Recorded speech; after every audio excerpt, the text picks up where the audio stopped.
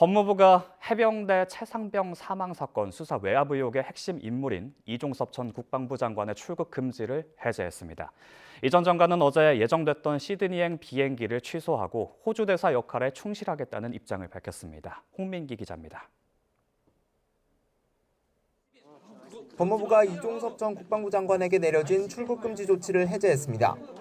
해병대 최상병 사망 사건 수사 외압 의혹의 핵심 피의자로 지난 1월 고위공직자 범죄수사처가 출국을 금지한 지 2달여 만입니다. 출근길에 취재진을 만난 박성재 법무부 장관은 최근 이 전 장관이 이의 신청을 제기한 뒤에야 법무부도 출국 금지 사실을 알게 됐다고 말했습니다.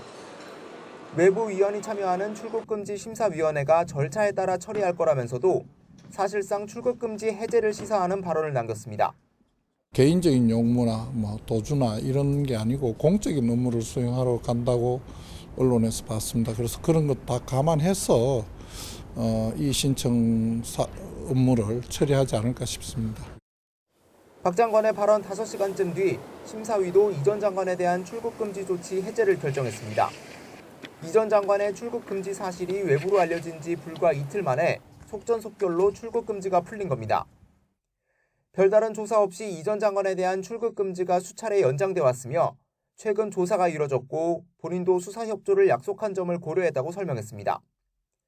이런 가운데 이 전 장관은 출국 금지 해제 전 어제 오후 타려고 했던 호주 시드니행 비행기를 돌연 취소했습니다. 호주 대사로 임명된 다음 날 최근까지 살던 경기도 수원시 자택을 정리한 정황도 포착됐습니다.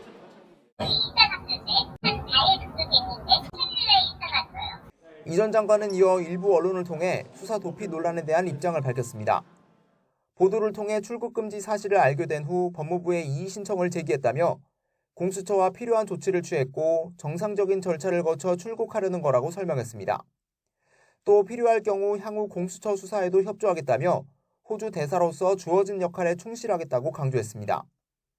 그러나 이 전 장관이 4시간에 불과한 공수처 약식 조사만 받은 채 호주로 출국하면 추가 압수수색을 비롯한 강제 수사가 사실상 불가능해지는 만큼 논란은 이어질 것으로 보입니다.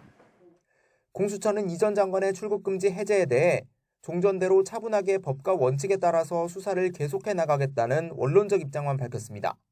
YTN 홍민기입니다.